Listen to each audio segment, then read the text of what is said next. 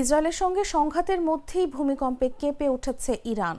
স্থানীয় সময় শুক্রবার রাতে ইরানের উত্তর মধ্যপ্রদেশ সেমনান প্রদেশে 5.5 মাত্রার একটি ভূমিকম্প আঘাত এনেছে।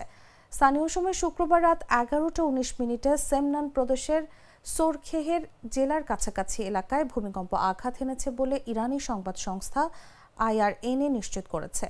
সংস্থাটি আরও জানিয়েছে, সোরখে থেকে 17 কিলোমিটার এবং সেমনান শহর থেকে 36 কিলোমিটার দূরে ভূমিকম্পটি আঘাত এনেছে। এর আগে রাষ্ট্রীয় প্রচার মাধ্যম প্রেস টিভি জানিয়েছে, উত্তর মধ্যপ্রদেশে 5.2 মাত্রার ভূমিকম্প আঘাত এনেছে।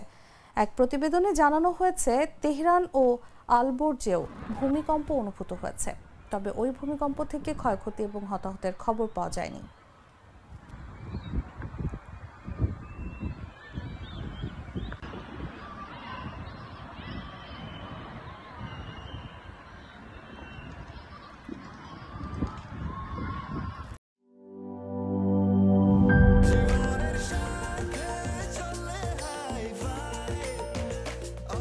স্বাস্থ্যকর অল টাইম, সব সময় অল টাইম হেলদি লাইফ।